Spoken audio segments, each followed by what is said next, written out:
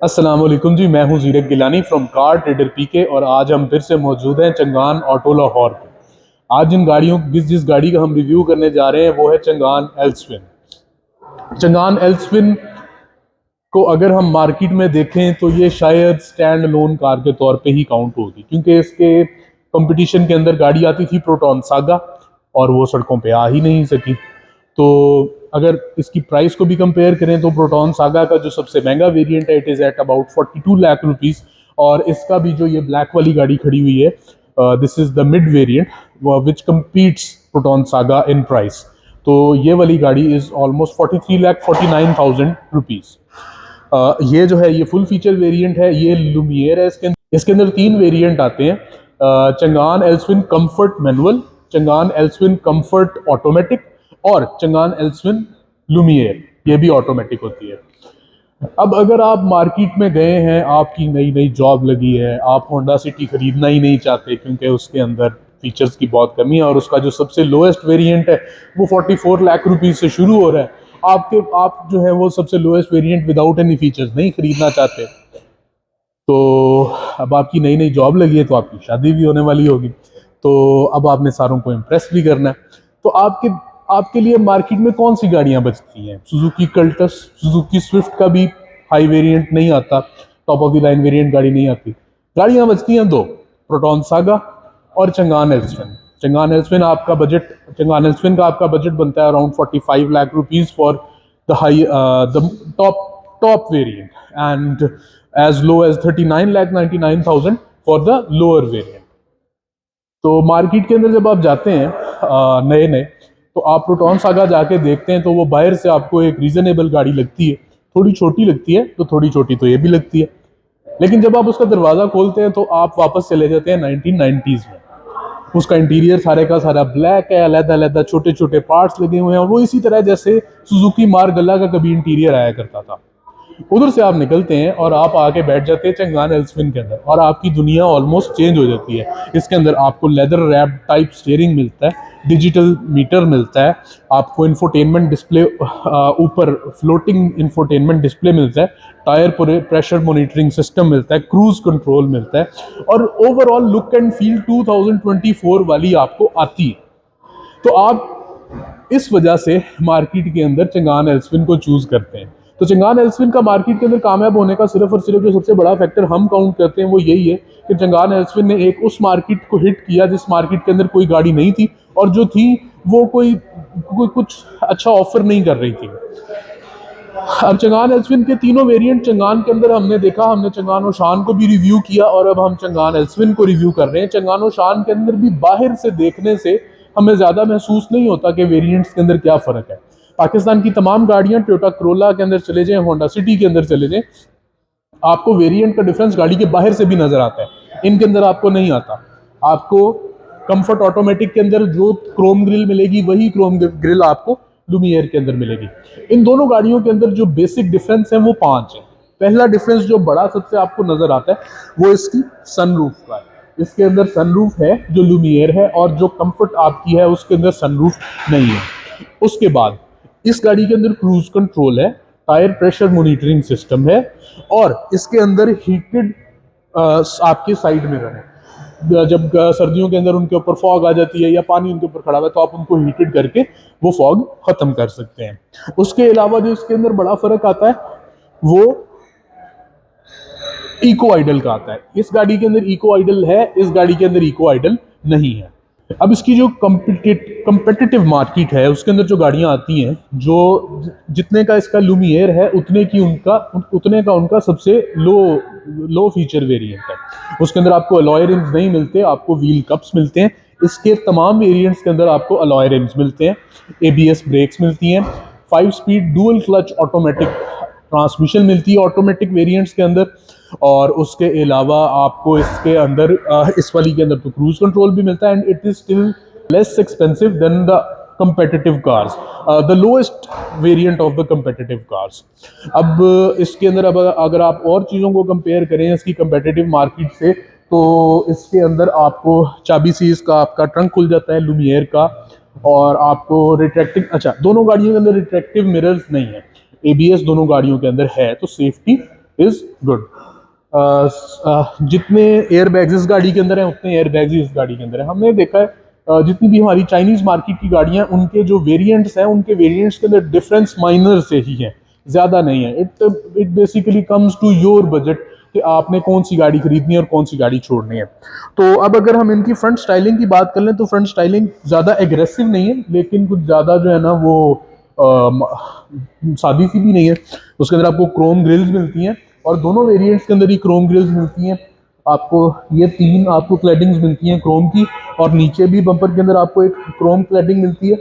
Fog lights दोनों गाड़ियों के अंदर ही नहीं है, क्योंकि दोनों गाड़ियों के अंदर ही HIDs है।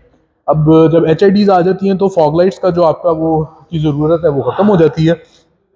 वैसे ख़त्म तो नहीं होती, लेकिन ना भी हो तो ज़्यादा मसला नहीं होता। दोनों गाड़ियों के जो साइड मिरर्स हैं उनके अंदर साइड इंडिकेटर्स माउंटेड हैं, और दोनों गाड़ियों के जो साइड मिरर्स हैं उनके अंदर साइड इंडिकेटर्स माउंटेड हैं, आपको फेंडर के ऊपर नहीं मिलते। और दोनों गाड़ियां 105 ब्रेक हॉर्स पावर प्रोड्यूस करती हैं, 145 न्यूटन मीटर टॉर्क प्रोड्यूस करती हैं। 145 न्यूटन मीटर टॉर्क इज पूरा आधा ऑफ द ओशान X7। तो इंजन इन दोनों गाड़ियों का सेम है। ओशान X7 हैज, जो लुमियर है उसका जो 1.5 है, और जो ऑटोमेटिक कंफर्ट है उसका जो 1.4 है। इसके अंदर 1.3 नहीं आती, इसके अंदर 1.4 और 1.5 आती है। तो इन जो इसका इंजन और आपकी ओशान का इंजन सेम है, लेकिन वो turbo charge and it has some better technology due to which it produces 300 newton meters of torque, जबकि ये 145 newton meters of torque produce करती है।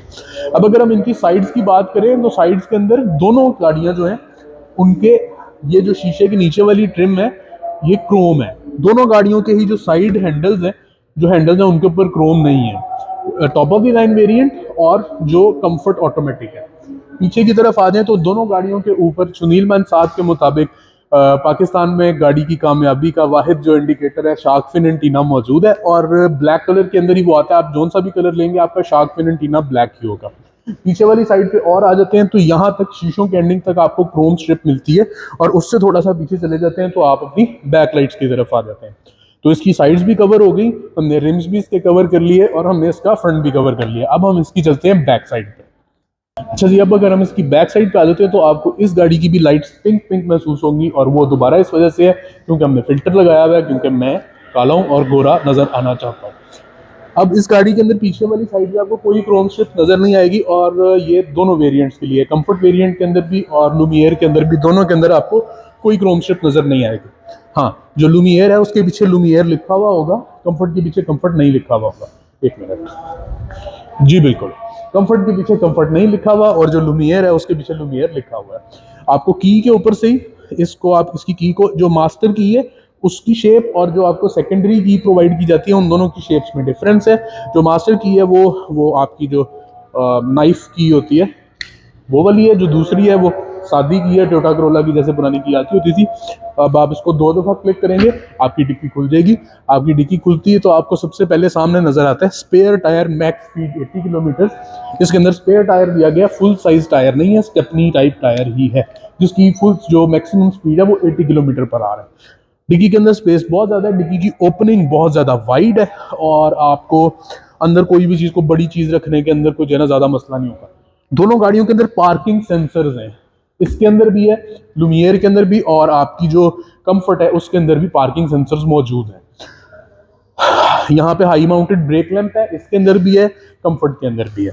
उसके बाद आप आगे आ जाते हैं तो अच्छा, एक चीज़ हम डिस्कस करनी जो भूल गए थे वो थे इसकी टायर की कंपनी। और इसके अंदर चाइनीज़ टायर आता है ट्रेज़ेनो के नाम से, रेडियल, और 15 इंच का टायर है इसका। अभी तक हमने मार्केट के अंदर जो कंपनी वाले बताते हैं कि टायर के अंदर ज़्यादा शिकायत नहीं है। ये थी इसकी back side. Back side is pretty much simple. इसके पीछे जौन से शोरूम से आप लेंगे, जैसे हम अभी चंगान लाहौर पे मौजूद है, चंगान ऑटो लाहौर पे तो चंगान ऑटो लाहौर लिखा हुआ है। जौन से भी शोरूम से आप लेंगे उन्होंने अपने मुताबिक अपनी ब्रांडिंग की होगी।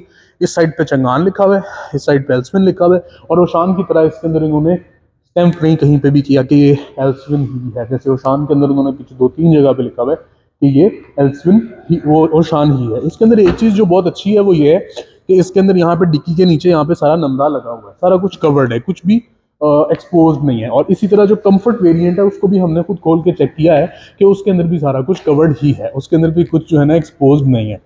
तो ये इसकी बैक थी। अब हम गाड़ी के अंदर चलते हैं और गाड़ी के अंदर जाके देखते हैं कि इंटीरियर किस तरह का है। अब सुनील भाई डिक्की के अंदर घुस जाते हैं, मेरा हुलिया डिक्की के अंदर घुसने वाला नहीं है, तो मैं आपको वैसे ही बताता हूँ कि काफ़ी जगह, और अगर घुसना चाहूँ तो मैं भी घुस ही जाऊँगा, लेकिन ये वेस्ट कोट मैंने जरा मैं तैयार हुआ हूँ, वो ट्राउज़र के अंदर ही कर लेते हैं।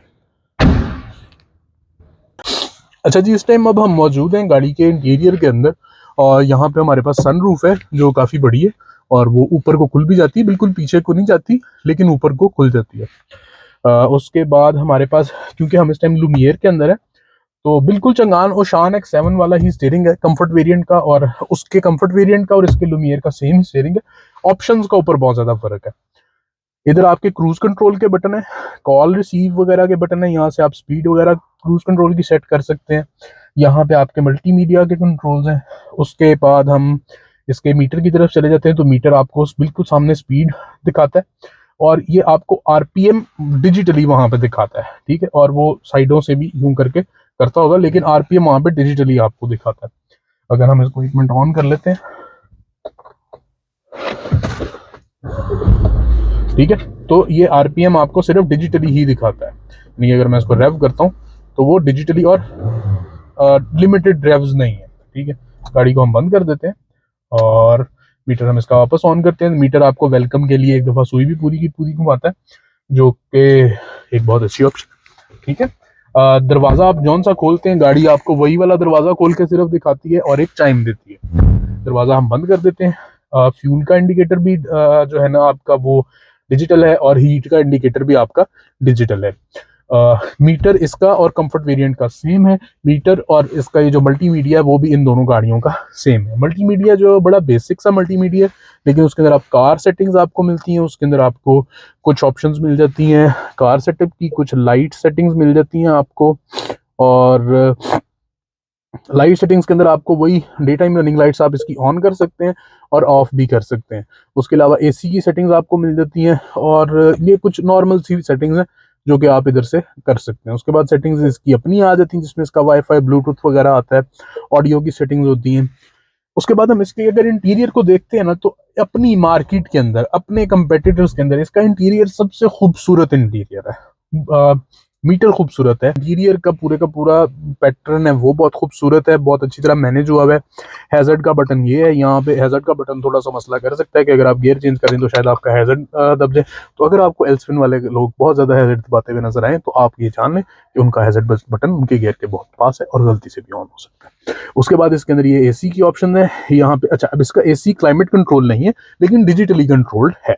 एसी यहाँ से ऑन हो जाएगा, इस बटन को दबाने से ऑफ हो जाएगा, यहाँ से वो हीट और कूल की तरफ, क्योंकि यहाँ पे कुछ इंडिकेटर नहीं है, इस वजह से आपको यहाँ पे डिजिटल इंडिकेटर मिलेगा जो कि हीट और कूल की तरफ इसको लेके जाएगा।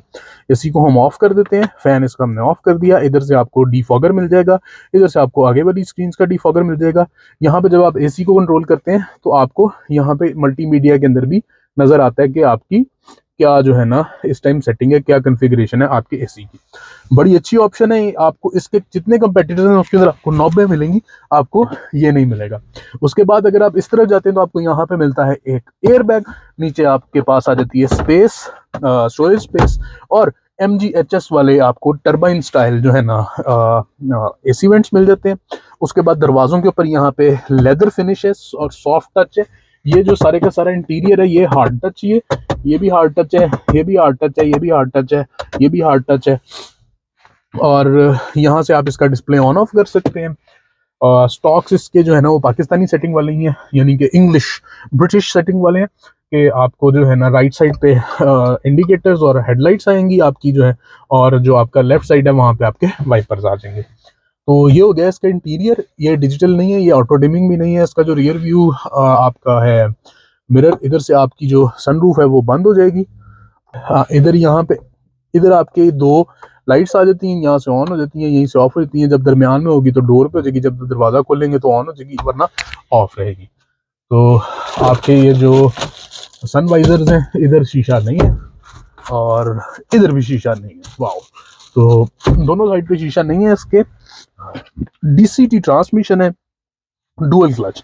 अगर आप गाड़ी को दोबारा हम एक बार स्टार्ट कर देते हैं और आप यहाँ से इसको ड्राइव पे लेके आते हैं तो ये ऑटोमेटिक भी आप इसको चला सकते हैं और इधर करके आप इसको मैनुअल भी चला सकते हैं। मैनुअल अभी खड़ी हुई है, इस वजह से ये वन जो गेयर है ये आपको ऊपर नीचे होता हुआ नहीं नजर आ रहा, लेकिन इस साइड पे स्पोर्ट्स मोड में आ जाती है और स्पोर्ट्स मोड में जाके आप इसको अपनी मर्जी से इसका जो है ना ट्रांसमिशन जो है आप उसको अपनी मर्जी से शिफ्ट कर सकते हैं। यहाँ से आप वापस ड्राइव में गए, यहाँ से आप वापस इसको लेके आए पार्किंग में और आपने गाड़ी को बंद कर दिया। अच्छा, तो ये था इसका इंटीरियर। तो ये था जी हमारा चंगान एल्सविन का रिव्यू। इसके अंदर हमने आपको गाड़ी जो है बाहर से भी सारी की सारी डिस्क्राइब की, अंदर से भी सारी की सारी डिस्क्राइब की, इसके तमाम वेरिएंट्स भी आपको डिस्क्राइब किए, इसकी प्राइसेस आपको एक दफ़ा दोबारा बता देते हैं। इस रिव्यू के अंदर हमने पॉसिबली कुछ चीज़ें जो मिस करनी वो थी कि इसके जो साइड मिरर्स हैं वो अंदर से डिटेक्ट तो नहीं होते लेकिन अंदर से एडजस्ट हो जाते हैं। उसके अलावा हमने कोई बेसिक चीज़ मेन चीज़ इसके अंदर नहीं छोड़ी। हम इसकी आपकी जो प्राइसेस हैं वो दोबारा से बता देते हैं।